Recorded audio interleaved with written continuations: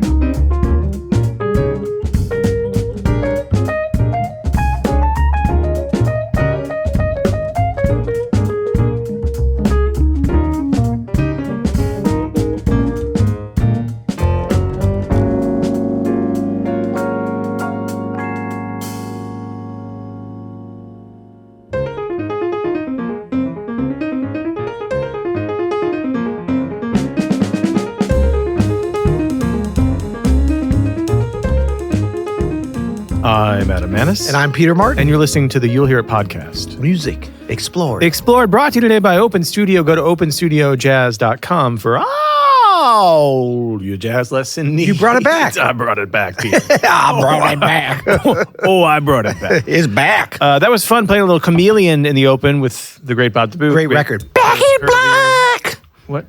Oh. Back in Black. No, Chameleon. Oh, sorry. No, today, man, I am...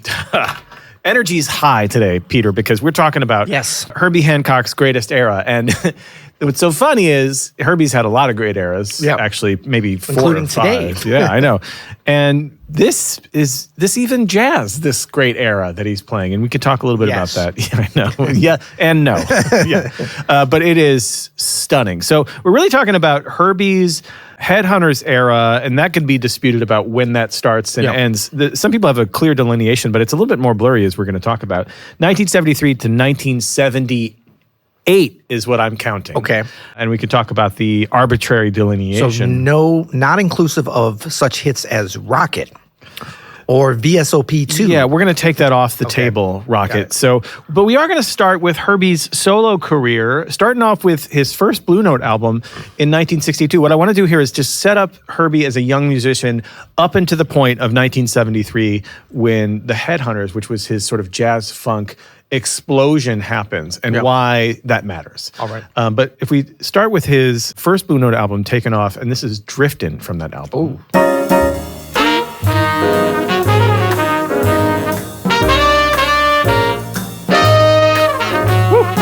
Come on.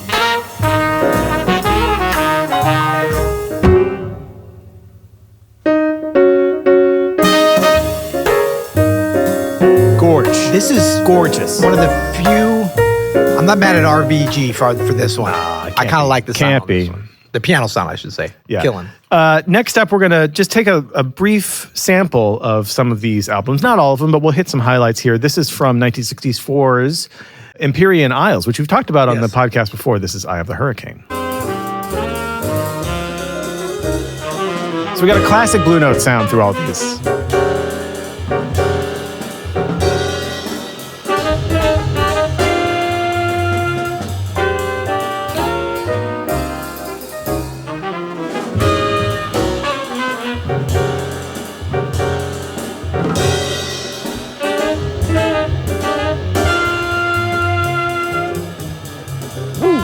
Freddie Hubbard here on the trumpet.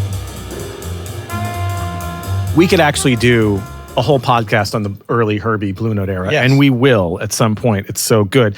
One more highlight here. This is 1965's Cantaloupe Island from Maiden Voyage. Ever heard of it? Tony on the snare drum. Bop, bop, bop. Interesting syncopation. And during this whole time, Herbie's playing in Miles Davis's band. Yeah. Right? Part of that second great quintet.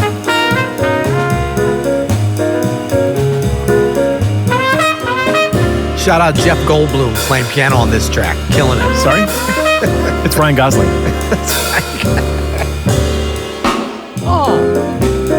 Man, interesting thing about that, Tony. So the syncopation, the backbeat on the snare drum, do the cat. It's not jack, jack. It's cat, cat.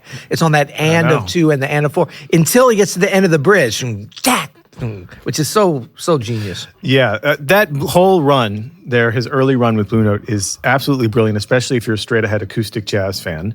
But which we are. Which we definitely are. But we love sort of era number 2. After towards the end of the Miles run, Herbie leaves Blue Note and heads to Warner Brothers, and he starts a collection of musicians that will be later kind of morphed into M1dishi, that band. And it starts... Wandishi, and one of our favorite highlights here is 1969's Fat Mama from Fat Albert Rotunda. Whole different vibe. We're into a new thing.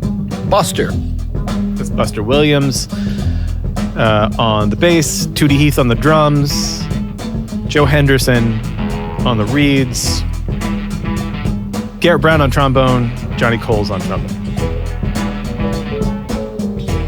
What was it, 69? 69. Shit is banging, man. Yeah. We got the Fender Rhodes in play. I think it might be Wawa.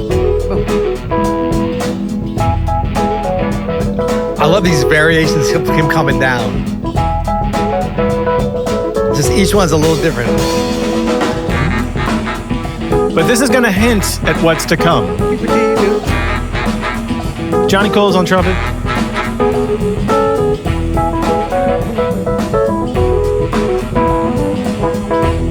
Hey. Great sound.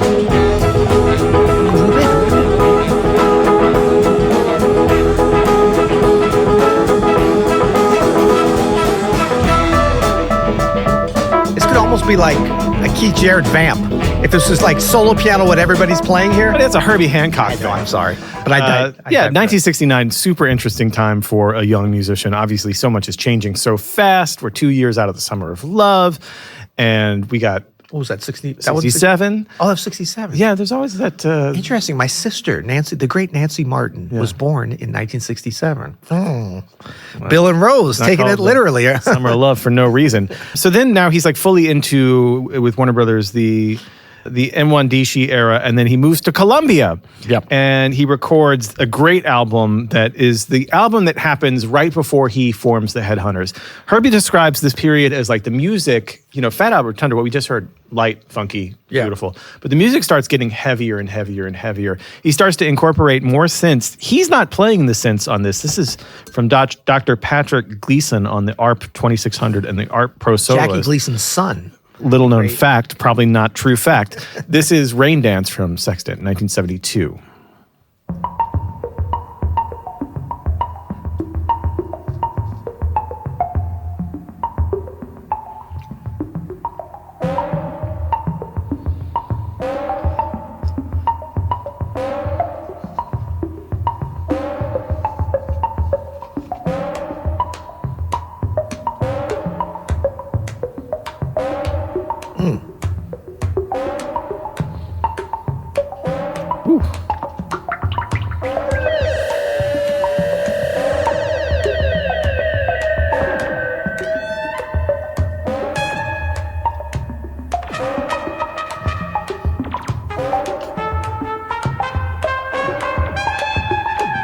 It's Eddie Henderson, right? Is that what we have here? Yeah, Eddie Henderson on trumpet. We've got Benny Maupin on soprano sax, which we'll come back to in a minute. Julian Priester on trombones. Buster Williams on bass guitar and double bass. Billy Hart on drums. Buck Clark on percussion. Herbie doing a bunch of stuff. Clavinet. Piano Fender Rhodes. Some synth stuff. the meat of the synth stuff is the Patrick Gleason, which Herbie talks about, and he would eventually take that role over. Yeah. All the other stuff he's doing. But as you can hear, Peter, this you might not hear on an R&B station, on a pop radio station. Not that Herbie cares that much about that part of it, but he describes that period as things were getting very heavy. Like the music was like really intense all the time. Yep. And he just wanted to lighten it up. And so he started a new group in 1973. He kept Benny Maupin, the saxophonist from the previous Sextant record, but added Oakland bass phenom Paul Jackson. He added Detroit's own Harvey Mason. I believe it's Detroit's own Harvey Mason on the drums. Studio King, yes. Harvey Mason, Bill Summers on percussion. Bill Summers, very interesting character. Yeah. And then they record what would become to be known as the first Headhunters album, and we know it's called that because it is called Headhunters. Correct. Headhunters. And the first track is a bit of a banger.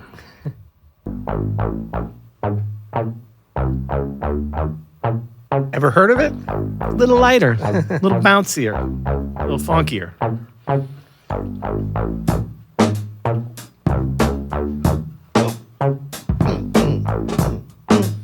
Dang.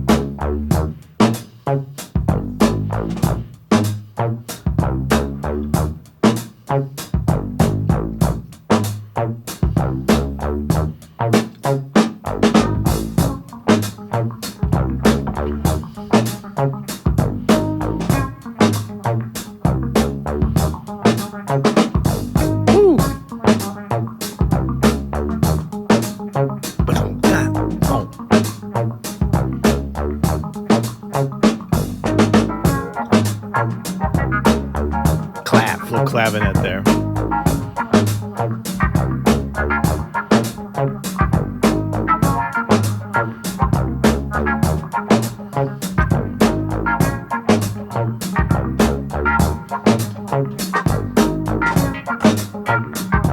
Layering in.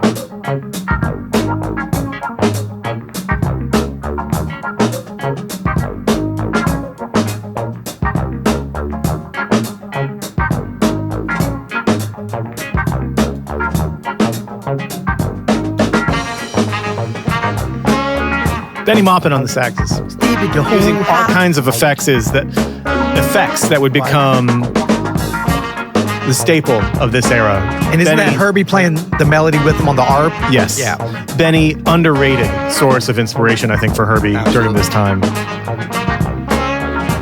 Woo. Was he kind of the connection between the M1D sheet? Yeah. And all into later eras, too. Right. Benny hangs out for a while.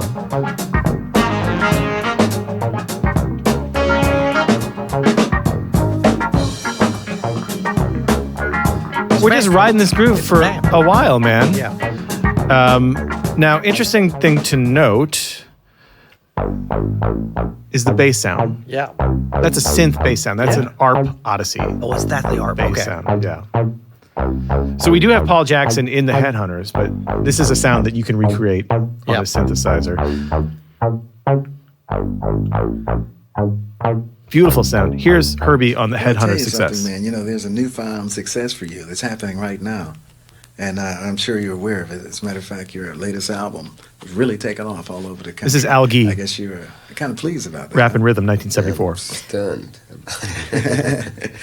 You know, there's been a lot of music that Herbie Hancock has given to the world. Was he reading his name? I think so. Herbie, This latest album that you have is doing quite well. Did you expect it from this one, or is it the sort of thing where every album you do, you expect it to take off? Banger. Now, I never expected to have any of my albums take off like this. You know what I was hoping for this album? I was hoping to sell 75,000 copies. I said, if it sells that, I'll be happy. I bet the record company would be happy. You know, and it's sold over 300,000 copies now. Amazing. Herbie, we say we take a break right now, and let's listen to some of your previous music. Yeah, that's cool. It went on to sell 1 million copies. It went on to be the very first platinum-selling jazz album. Oh, is that right? And yes, it was the first one. And certified platinum. And with that success, Herbie took this and ran with this Headhunter sound, and we all got the benefit of it because we get a series of amazing albums after this, all with that funky sound. One more time. So that's Chameleon, again, 1974, what we just heard. And here's 1964. Here's just 10 years earlier.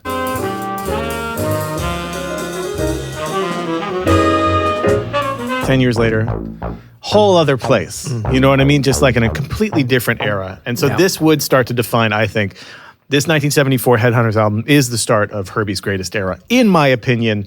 And that will continue on with the next album, which is probably my all-time favorite album of the 1970s. And that's a big flag I'm planting. Yeah, because I see one a little later that they're all good. I know there's that I've heard you can refer to as the same way. But it's hard to argue with Thrust because Thrust has actual proof. Just before you do that, I just want to throw out, because I'm shocked by this. Headhunters hit number 13 on the Billboard pop charts. Is that correct? 100%. It was. I had no idea. It was a hit on the Billboard pop charts, the Billboard R&B charts, the Billboard jazz charts, and the Billboard Latin charts. Of course. Do you know why? Why? Because it contained a song called Watermelon Man that was a hit a few years prior for Mongo Santa Maria. That's right. And so it was a hit on the Watermelon Man. The version of Watermelon Man, though, on Headhunters is way different, but exactly. Unbelievable. Unbelievable Bill track. Summers, shout out. Yeah, Bill Summers, shout out. But as I was saying, the reason why Thrust is amazing is because actual proof is on Thrust, and actual proof sounds like this.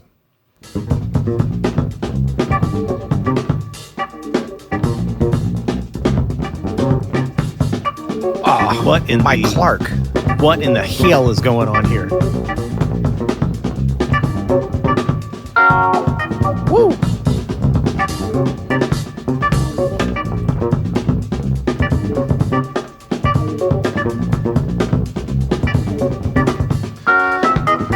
This is the Oakland sound, Peter. I don't know if you know that or not. That's what they call the Oakland sound. The Oakland sound, right? Of course. Mike Clark. And Paul Jackson. So let this one play for a bit. That's the Chicago Keys sound,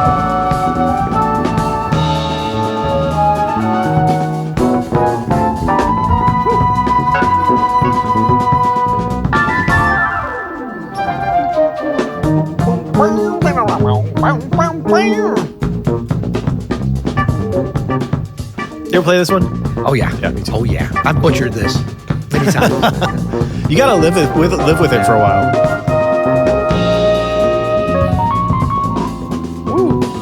That verb on that Everything road. is dialed in, man. This is a more aggressive record in a lot of ways than Headhunters.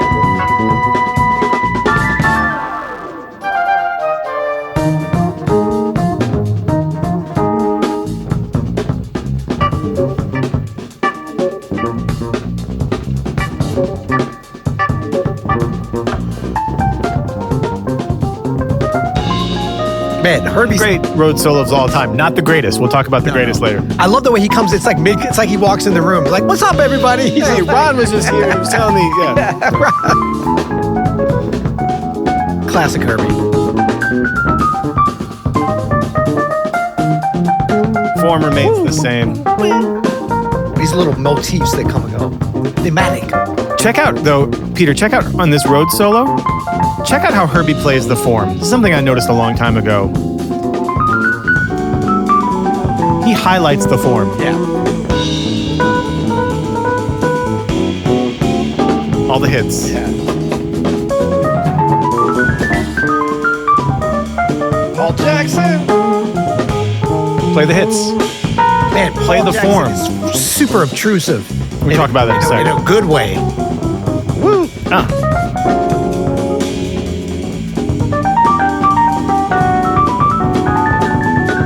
Oh, you got that from Herbie.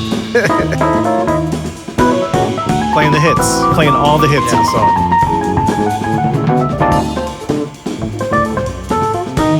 Wee dibbity boom boom boom.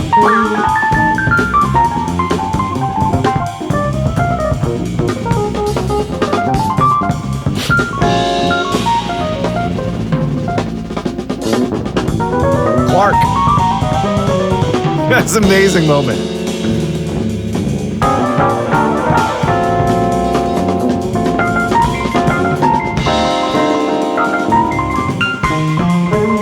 Come on, man.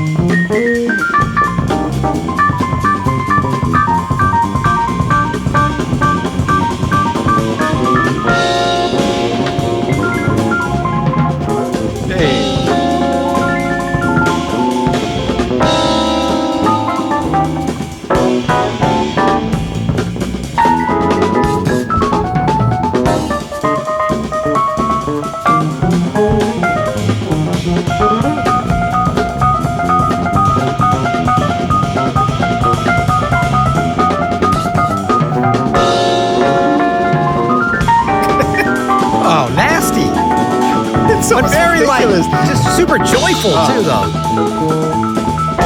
Like a lot of people play this, it turns into like dude bro music, you know? They're light on their feet on this. Spiritual.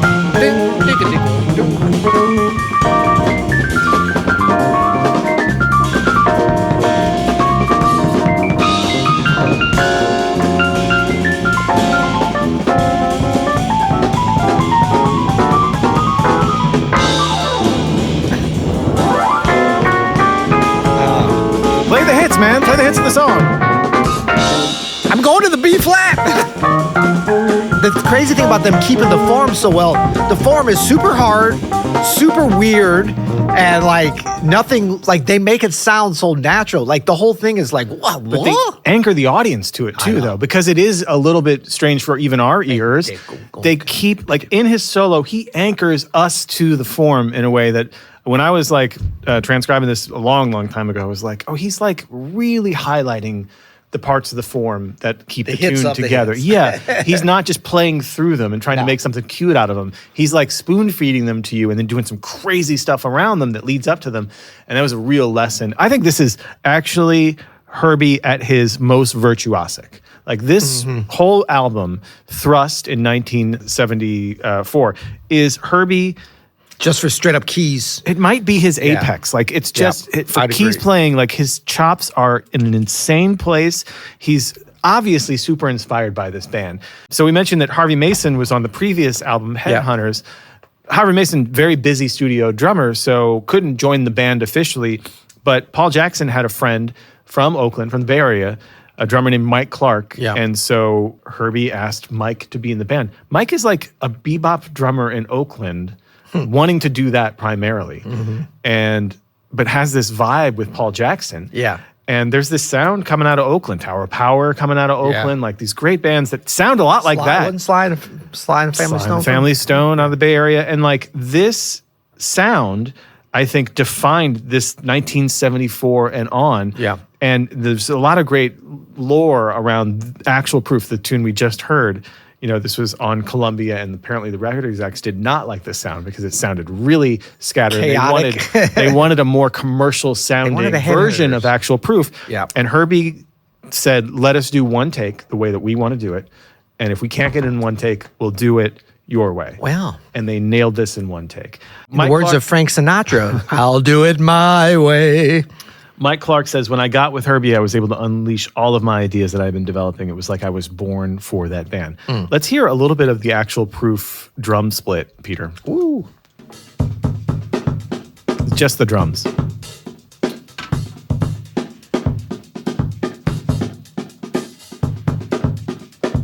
Woo.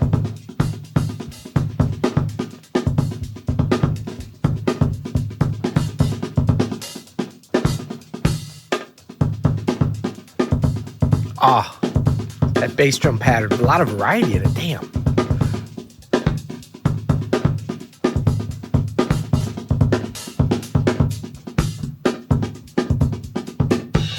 Woo. Mike Clark mentions Bernard Purdie as an influence for this, and just taking that idea and running with it.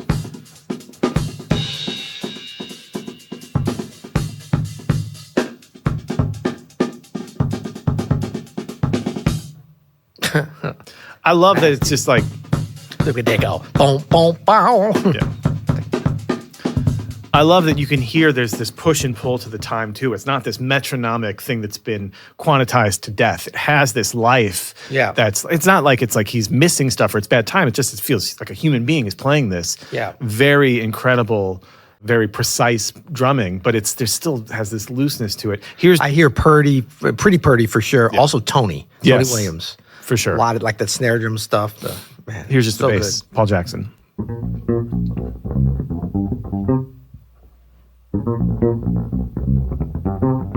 Huh. Thank you, King.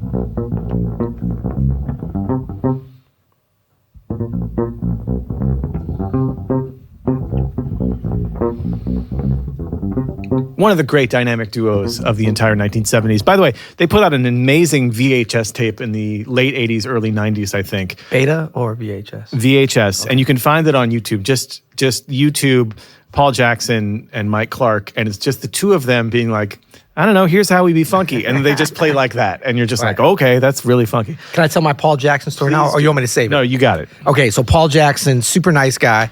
This is like 1998, maybe, or somewhere in the late 90s. Damn, you're old. Yeah, exactly. I was kind of old then. I wasn't a spring chicken then. We know.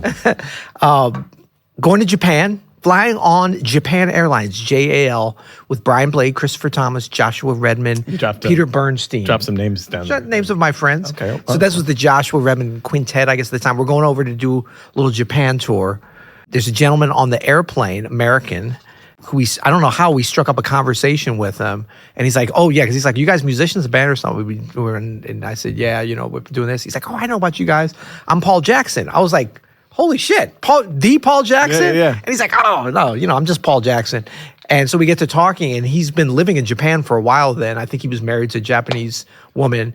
And I mean, like living there, because we're on the plane, and then he's super like outgoing, like the flight attendants. He's like, man, I know these musicians. And he starts talking to Japanese to the flight attendants. Wow, was that your Japanese there? You can't. Don't arigato gozaimasu.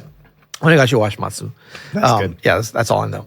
But yeah, so then he's like, man, how long are you guys going to be in Tokyo? And we're like, we're going to be there like 6 days. Oh, man, we got to hang out. I'm just like, oh, man.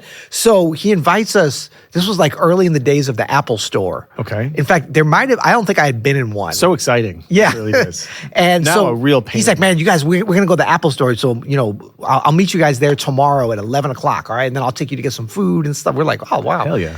And so we go there, and he's like, we're looking at all this stuff. He's super like talking to people in Japanese and introducing us, super outgoing. And I remember he did a funny thing. He's like, what's the name of your guys' new record? And I don't know, whatever record we had out at the time. I think it was like Freedom of the Groove or something. And he went around to like every computer in like the display area and like pulled up that record on like whatever it was. It wasn't even iTunes. It was just some like picture of it on each of the, before we left. And he's like, this is good to promo your stuff while you're in town, Wise dude, Paul Jackson. So cool. But he took us to eat and hang. He came to the club, and super nice guy. So next up for this band, after Thrust, which by the way, we could listen to all of Thrust, but we're going to move quickly through Thrust so that we can get to some other albums here, because this entire run, I think, is S tier for runs. Next up is Speaking of S. Yeah. Okay, we'll get to that. Just save it and put it in your pocket for now.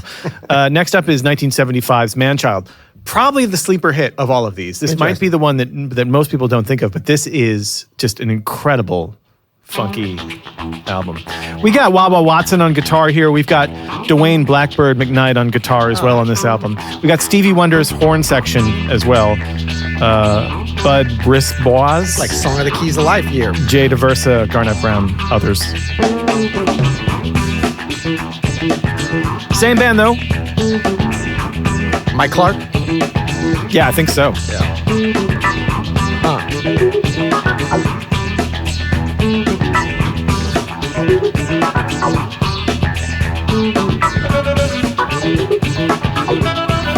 A lot of horns on Manchild.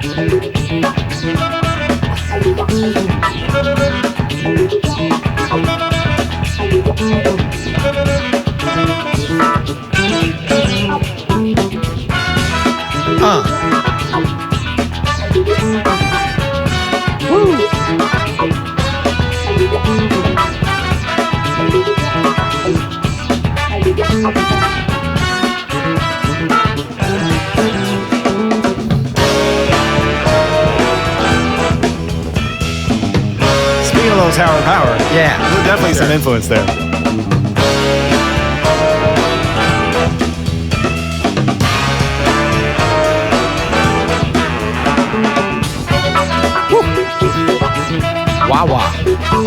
Wawa Watson, undeniable force of this sound. Yeah. So again, we could play that whole album, Manchild. We'll put a bespoke playlist together of all of these albums. So yeah, Herbie working with Wawa Watson, Herbie says he brought this incredible sonic palette that transformed how we approach the music. It wasn't just guitar. It was like having another synthesizer in the band. Yeah. And when your name is Wawa Watson, you're bringing the Wawa skills. I'm sorry, but you're known. Does he bring his pedal with him? He brings that pedal everywhere. He sleeps with the pedal under his pillow. Yes. But incredible album, Manchild. And next up, keep going. Well, we're going to say a little prayer here because, as we all know, this next album, 1976, is, saying it's important to me is a little bit of an understatement. It's not like I carry a 4-foot-tall photograph of the cover with me wherever. Oh, yeah, no, I do. I do carry a 4-foot-tall cover of this album. This is 1976's Secrets. I found this in a bin in a Borders, and I didn't know what I was listening to, and I fell in love that very day, and particularly with this song. Oh, yeah.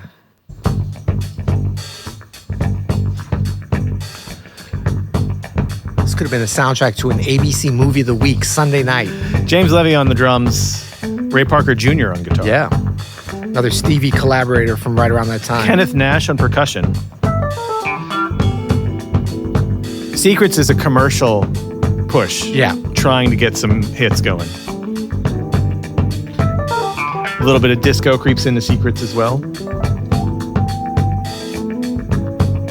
The mix is super and master is super polished too. Sounds unbelievable. Fucking unbelievable. Excuse my French. Hey.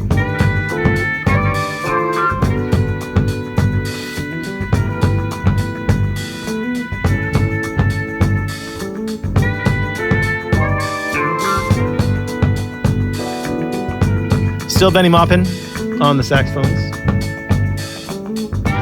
Still Paul Jackson. Woo. There's a lot of really artistic flares to this record, though.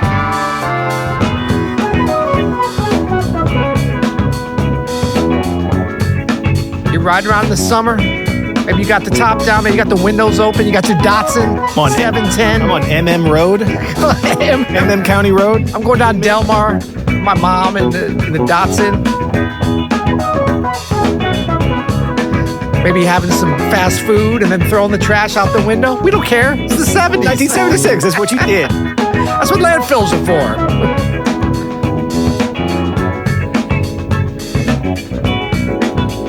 A-track. This would have been the A-track time. Gentle Thoughts from Secrets. We got a little more Secrets on the way here.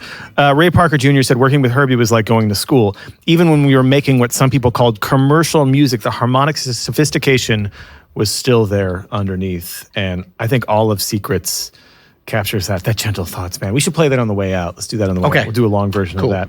So for some people, Peter, they say this is the end of the Headhunters era. I firmly disagree. I firmly disagree. The next year they would record another album that wouldn't be released till 1978. It is fully in the disco vein. It's called Sunlight. It's got Herbie on the cover with a giant butterfly collar open. Yeah. A really great suit, a gold medallion, looking every bit of like a disco star that he is at the time. And there's a lot of interesting things going on in this album. First of all, there's a track. Did you know this is a track with Jocko and Tony Williams? No. Yeah, good question. And it's Herbie's first use of a new instrument for him. But he was very good at it. The vocoder. This is the title track, Sunlight. Oh.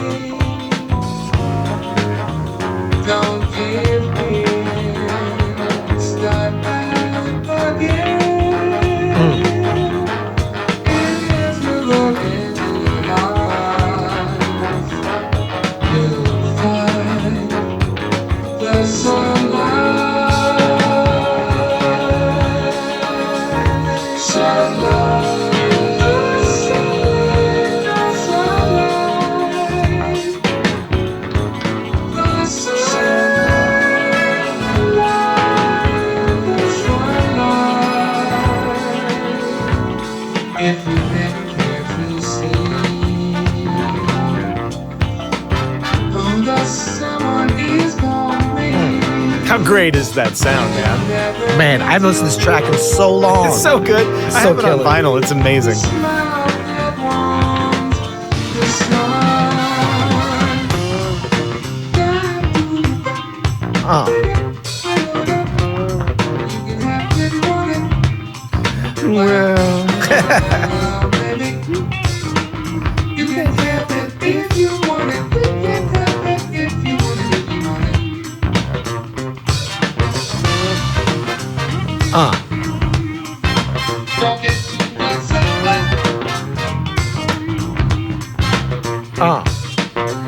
Killing. There's so much killing stuff on Sunlight. I think this era extends to there.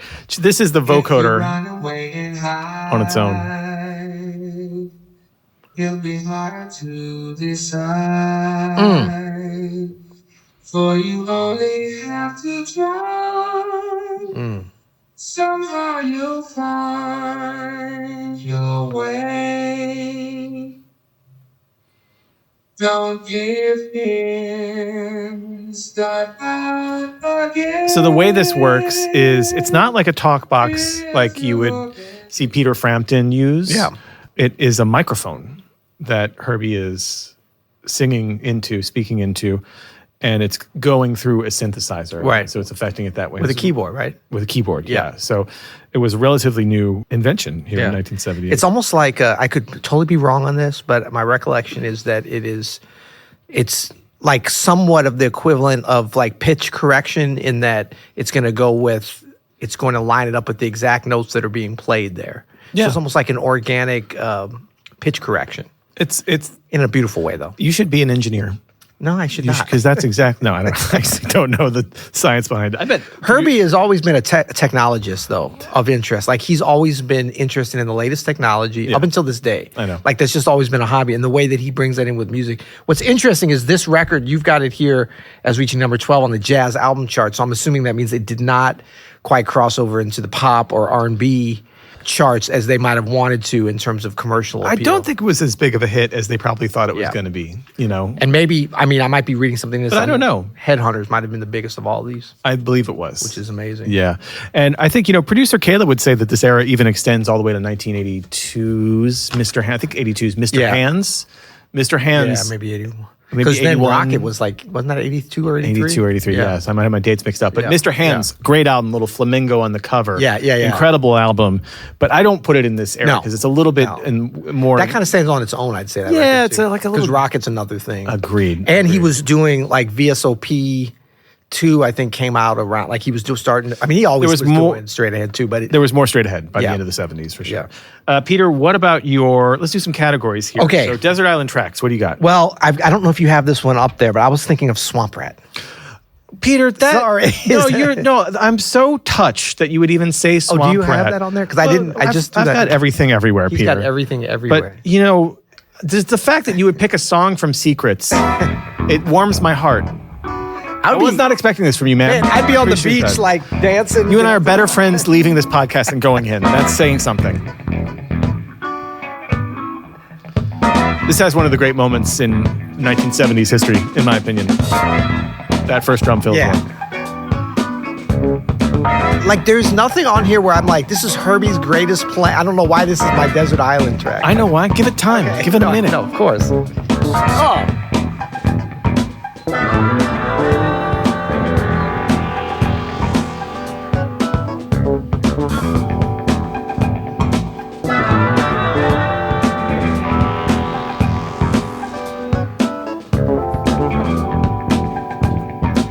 Secrets might be the best sounding one of these songs.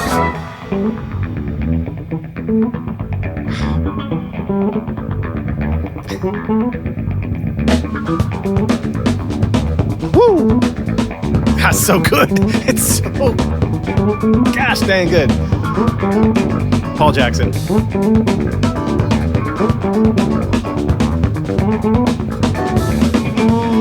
Woo!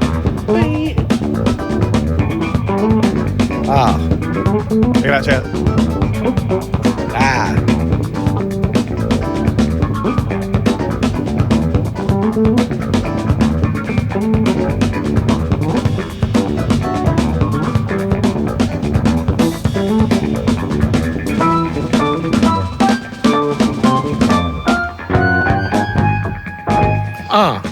Up Rat, again from Secrets. Peter, great Desert Island pick there. Incredible stuff. So I don't want to be tooting my own horn because, I do love Secrets, but that's both of our Desert Island tracks are from Secrets because I picked. Oh, yeah. I know where you're going. Oh, actually, sorry. I picked Spank-A-Lee. I picked one from Thrust. That's my bad. That's okay. You like that too. Dang it. I should have picked one from Secrets. I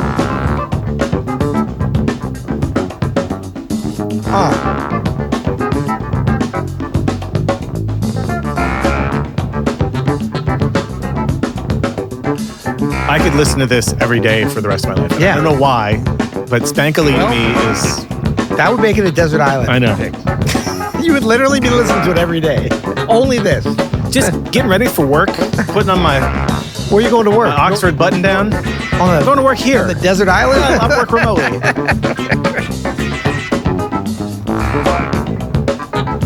Getting hyped up. Yeah.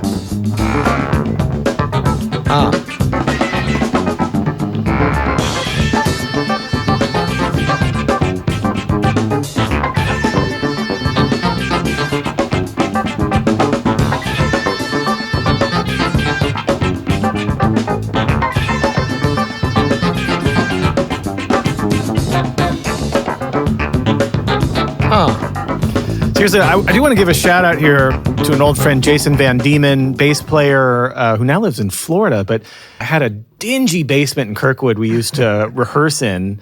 When my sophomore year in high school, we had a funk band and we covered Spank-A-Lee. And we would just listen to these albums, all of these albums on vinyl, and a lot of Stevie Wonder, and a lot of Meters and stuff like that, and some John Coltrane. Yeah. And, he was a little older, and shout out to older musicians who are like, hey, check this out. You know what I mean? Right. You should learn Herbie's solo on Actual Proof. You should check out what Herbie does on Spank-A-Lee. You need some older folks to kind of guide you in the ways of some of this stuff. And shout out Jason Van Diemen. That's awesome. Apex Moment, Peter, where you got? Well, I'm going to probably go back to just consult my mind, Actual Proof, Herbie's solo. Yeah. I mean, we listened to it. Incredible. There's 4 different places that are the great thing about those Apex moments, you could say the last kind of time he just goes S tier or whatever. It's incredible. But each one kind of builds, and it's sort of it's like waves coming in, you know what I mean? Agreed. And it just continues on. And I think for this whole period, I just think because Herbie, the interesting thing, I think especially on Rhodes and just keyboards in general, he was often soloing on a Rhodes.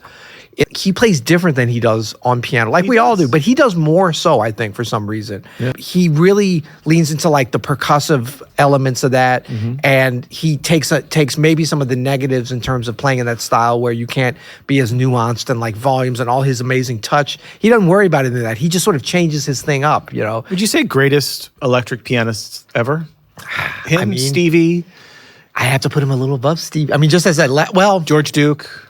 Yeah, George Duke. Joe Sample. You got to put Joe Sample. Chick Corea. Yeah, you got to put Chick in there. Yeah. Yeah, I mean, Herbie's, I don't think you put anybody above him. Yeah. I put him in that group. So it's funny. So my Apex moment. Joe Zawinul. Yeah, you got to include Joe. Yeah. So my Apex moment is another Rhodes solo. It's from Greg Fillinganes. Greg Fillinganes is in that group. Throw him in there. I have another Rhodes solo. This one is from Secrets. This is from People Music. And it's a little more subdued than the Actual Proof solo. But the moment where it kicks in is one of my all-time Apex moments.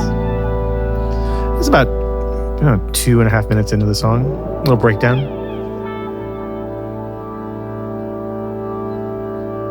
Oh, yeah. Folks, Peter just realized what's about to happen. Yeah.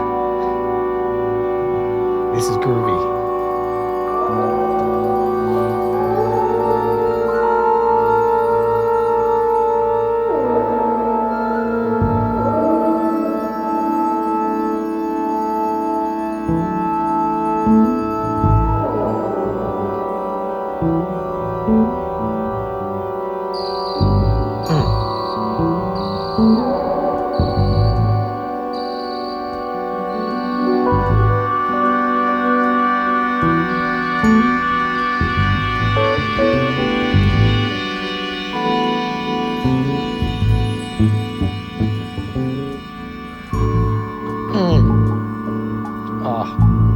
That pulse.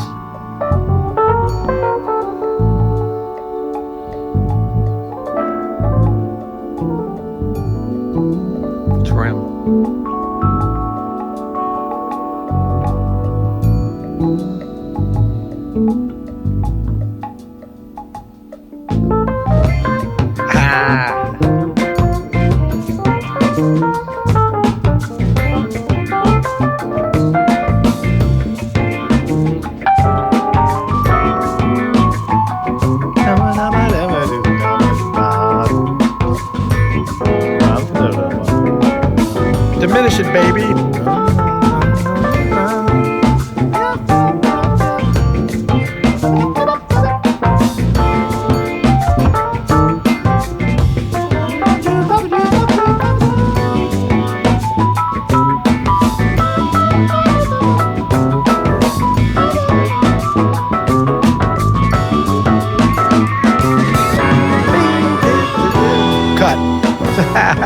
We got That's it. great. That's High a great fives and cigars all around after that one. Man, for sure. That's a great one. That's a perfect one. And I mean, it's all that build up. You know what I mean to it. That's and the then, whole moment is the build-up. It Yeah. doesn't work without about 90 seconds of just like Yes.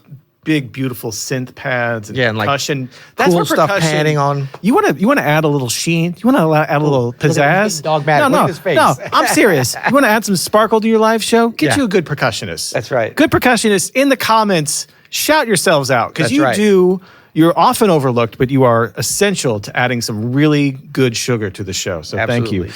Peter, what do you got for a bespoke playlist title? I have a crappy one, so give me yours. I came up with something. I've got afro-futuristic daydream. Oh, So, damn you know, it. the So cover damn of these are all this like afro-futuristic inspired art. Yeah. They're unbelievable, especially those Headhunters. You know, Thrust has the cover with just Herbie in a spaceship controlled by it's like a Yeah. ball. Oh, yeah. And it's controlled by a round keyboard. Caleb, can you put that up? It's like a drawing. Dude, it is so incredible. Yeah. My other playlist title would be Synth Space Funk. Synth Space Funk. Because of that specific cover. Right. I'm a funky vamping in the 70s. Forget that. But I'm thinking something like. What'd you say? So forget it. Okay. I'm thinking something like Herbie, Herbie's side. Side departure. Forget it. I like yours. Let's keep going. Okay. What's up next? Up next, I've got Stevie's Songs in the Key of Life. I think it's the perfect pairing to this. Yeah, and that's right in the middle of this period. Yep. I've got Mysterious Traveler, Weather Report, a little earlier, but or it could be any kind of like Birdland, Weather Report, but I like Mysterious Traveler. I think that's like a lot of cool early Zavinul sounds, and then him at the Rhodes, and obviously Wayne Short and that connection with Herbie. That's always a nice counterpoint going there. Quibble Bits, just not funky. No, I'm just kidding, of course. I really have no Quibble Bits. This is one of my favorite eras in music history. This is my favorite artist in this era. So I have no. Oh, Peter's got a look on his face. Like I have he's a got quibble some bit. things I have to a quibble quibble. bit. You got bits to quibble? What do you got? I got some bits to quibble. All right. Herbie's barely playing piano on any of these records. Oh, give me a break. And dude. I think he's one of the greatest just pianists. We, talk about Keith Jarrett, Chick Corea, Joe Zawinul, but I mean, like, especially like Keith, McCoy Tyner, Yeah. Keith, McCoy, Chick, and Herbie, to me, from this period, like guys that I got to meet and be around, some of which are still with us, but just got to know them on the records.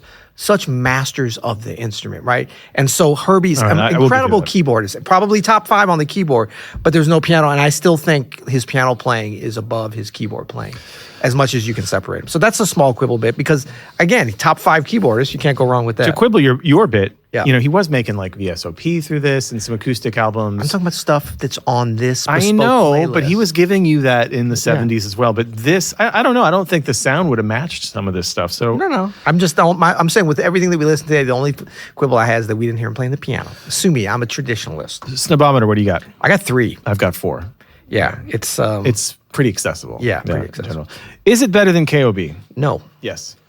But which one? The entire era. Secrets? All of them. How can you compare an era to an album? Is Headhunters better than KOB? In my opinion, yes. Wait, Is what? Thrust better than KOB? In my opinion, yes. Is Manchild better than KOB? In my opinion, no. Is Secrets better than KOB? In my opinion, yes. Is Sunlight better than KOB? In my opinion, no. Right. Okay. Okay. In apples general, and oranges. yes. Wrong. No. Accoutrements. I'm going to say 7. I like all these covers except Sunlight. Now, I remember when I first saw it, I was like, is that Herbie as like, am I buying insurance from him? Is he a 70s used car salesman? What's going on here? I got 10 out of 10 coloring on it. all of them. The rest, this one's the best. It's incredible. No, Thrust is the best, but this is Thrust is great. but this is amazing. But this is one of the Secrets. greatest album covers of Secrets just is somebody's face, head. You know what I mean? And then like is he at the beach? He is at the beach. The inside album cover is him without a shirt, kind of his arms crossed like this, and he's very looking spiritual to the side. Right. And he looks incredible. And yeah, I think 10 out of 10.